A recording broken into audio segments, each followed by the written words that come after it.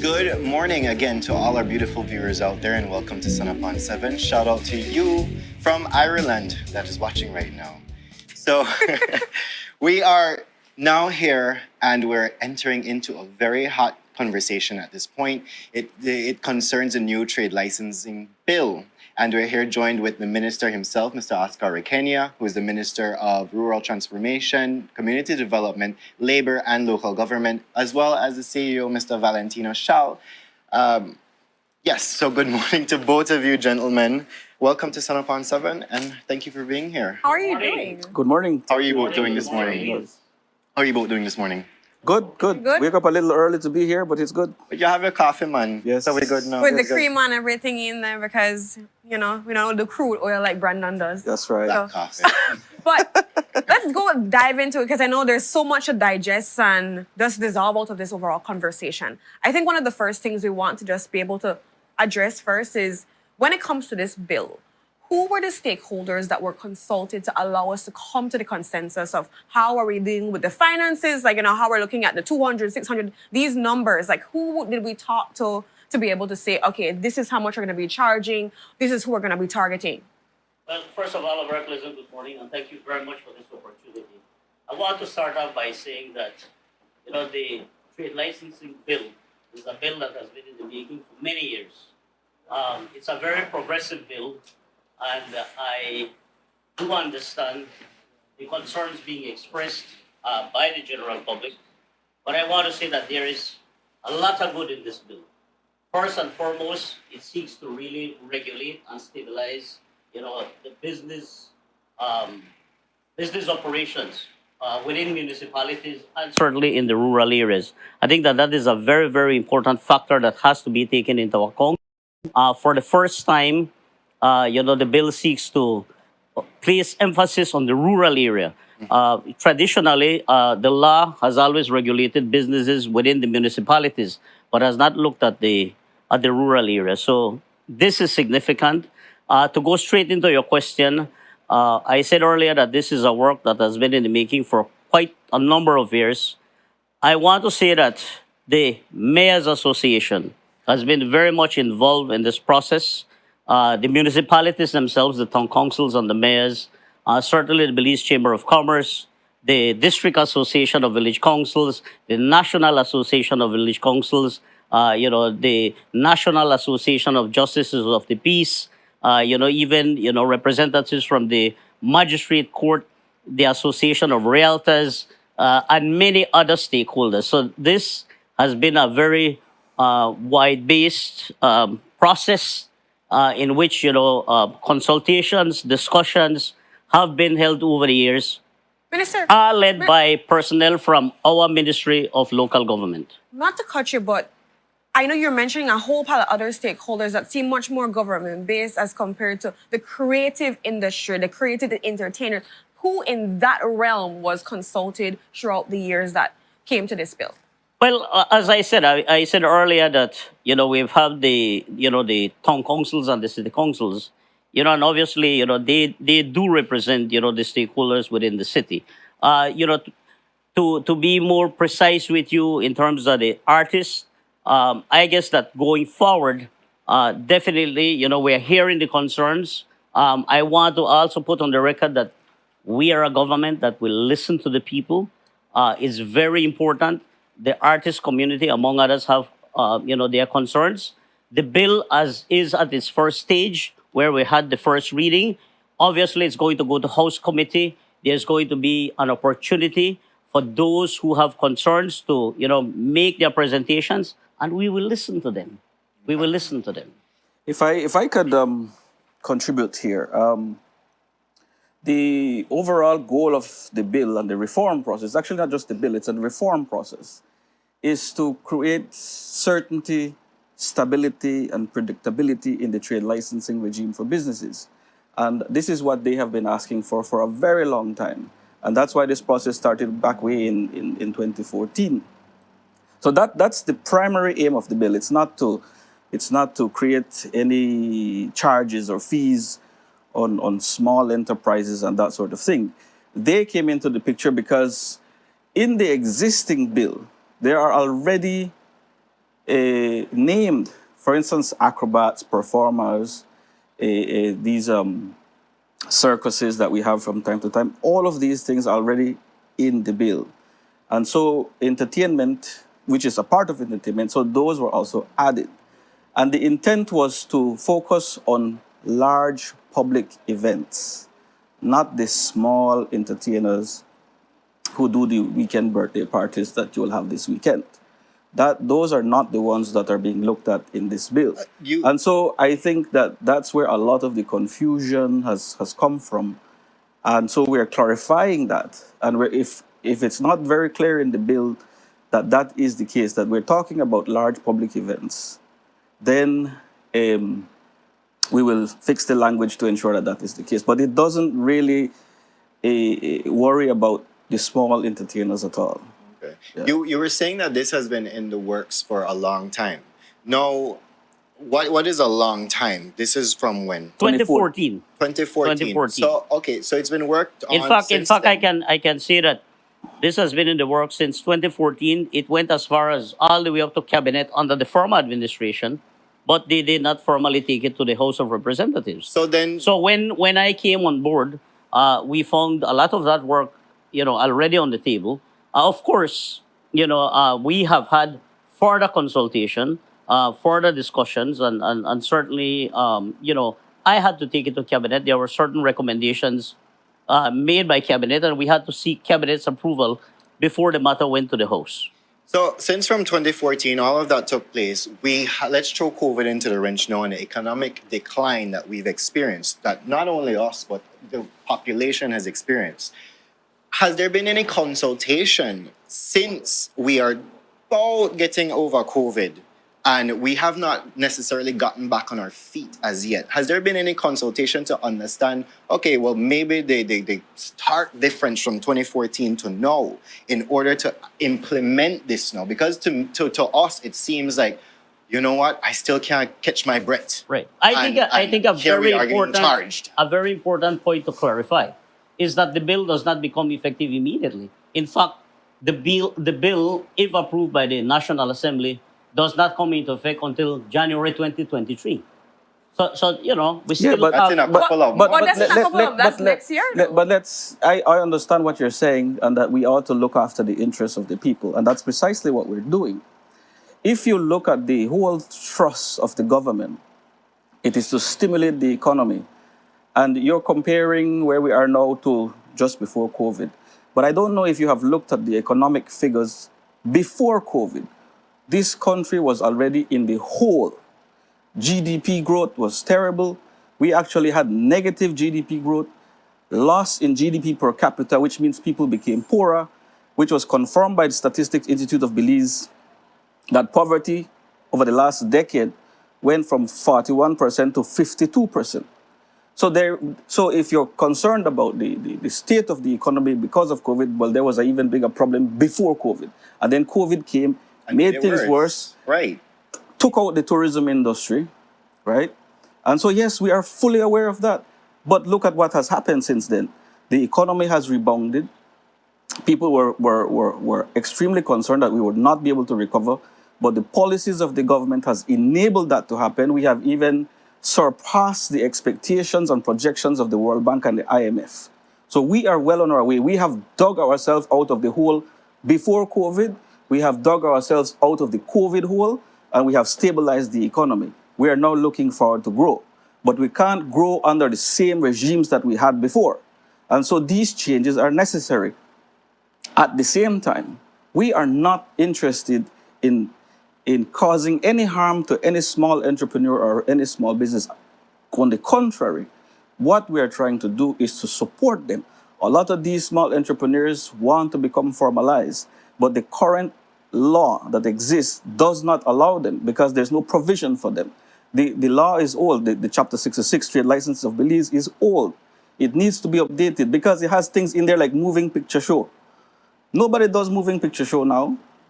So we have to change it. But we have e-businesses now. And these people are coming to the council and say, I need to formalize my business because the bank is asking me for this information. But the council then is unable to say, I can't give you. And so some people are being charged, but they're being charged outside the framework of the law. So what we're trying to do is to formalize this, and we're doing it in a way that does not harm and will not harm. And if anybody is concerned that that is the case, that is not going to be the case. See, my only concern, well, one of my concerns, because I have several, but presently from what you just said, talking about the economic state before COVID, right? You said we were getting poorer. When COVID hit, people lost so many jobs, and a Yes. lot of the businesses and small businesses that came out were side hustles because you're not going to make money, so you have to try your best to make money in a different way. Yes, yes. And so talking about trying to support these businesses, I understand that, but at the same time, taxing them as early But as who are these? January. Hold on. Who are these businesses you're talking about that are going to be taxed? Who are they?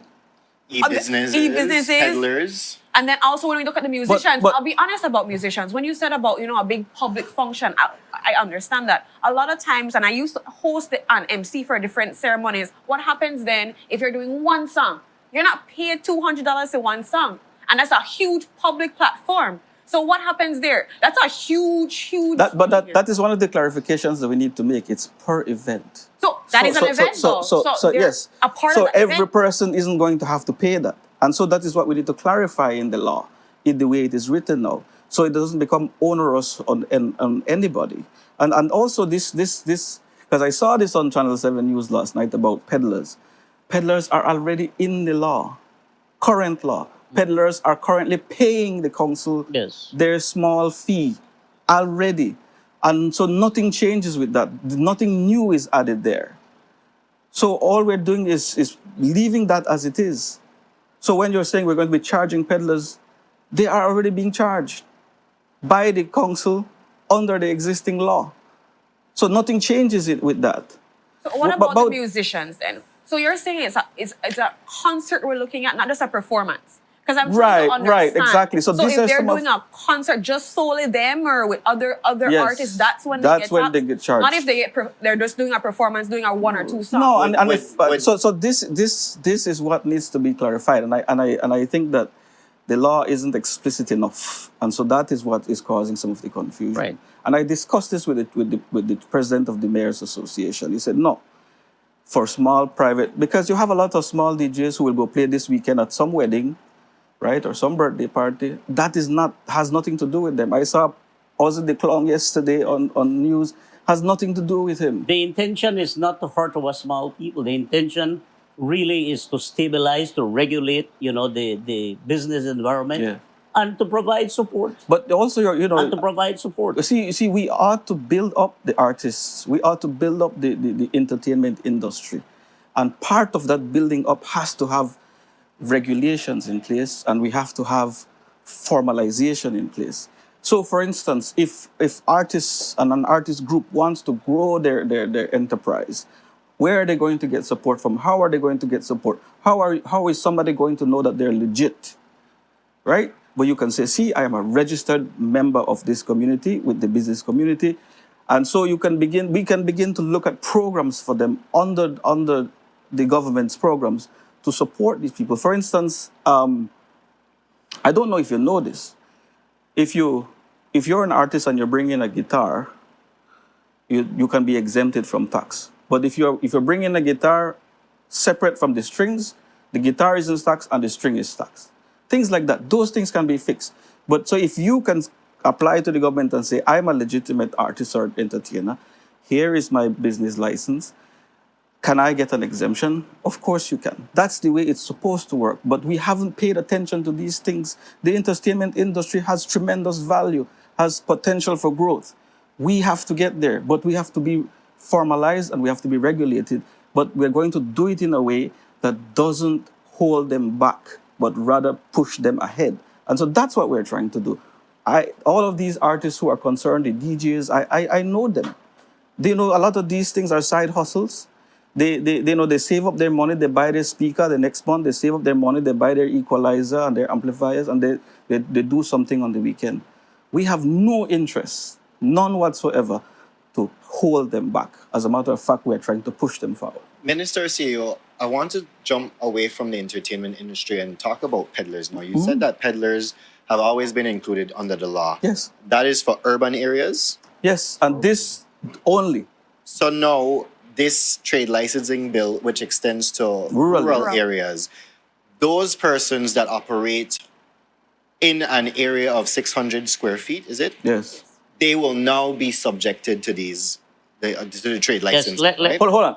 Peddlers only exist under the law in urban area currently. Right. And that will remain the same in the new law, in the new regime. Right. So there will be no peddlers in rural areas legally. In other words, you can be a peddler in a rural area, there's no charge, no fee, no nothing. So let's determine what is a rural area, because we know that villages, once it's declared a village under the Village Councils Act, it's under that trade licensing bill. What is a rural area in that case? Well, a rural area is anything outside of the declared municipalities. So can you give us an example of where is a rural area then?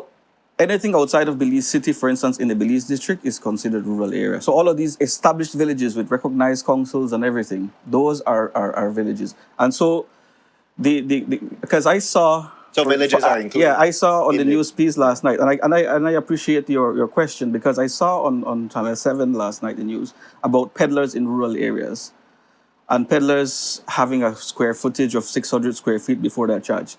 Well, peddlers by definition are mobile. You wouldn't have an established premise. So putting those two things together is wrong, is incorrect. Maybe not wrong, but it's incorrect.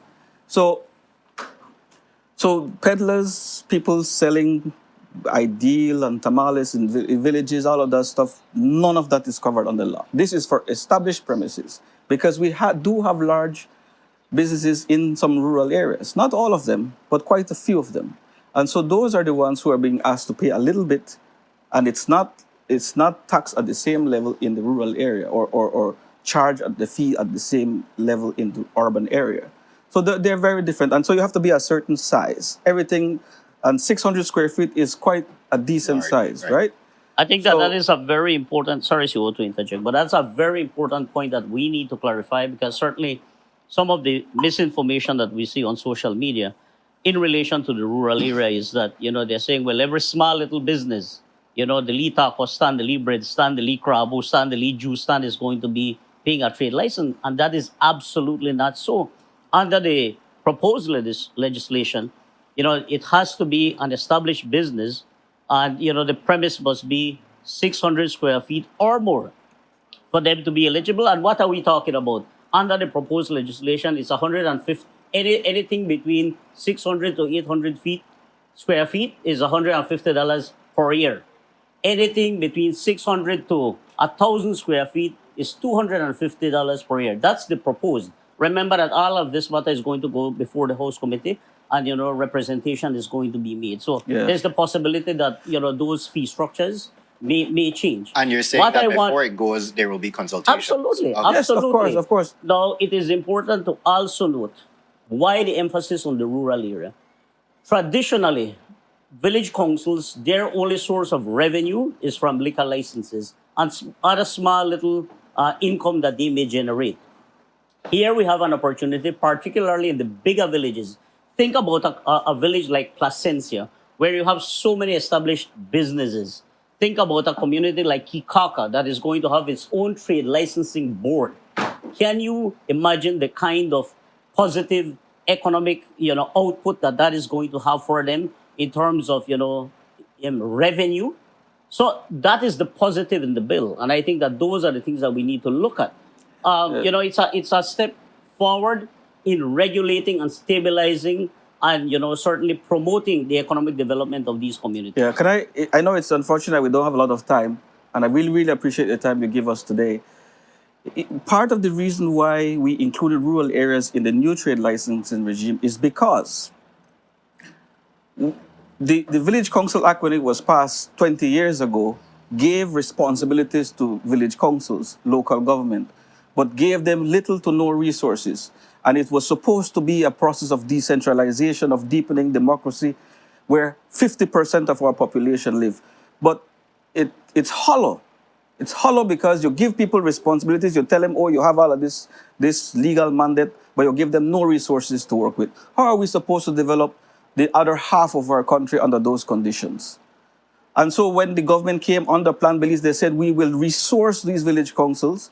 So they have so they stop going places to places, looking for handout, looking for a small donation to help their community. They will have, from the economic activity of their own community, generate the revenue and begin to address their own problems in their own community. And that is how you empower people, and that is the purpose of the law.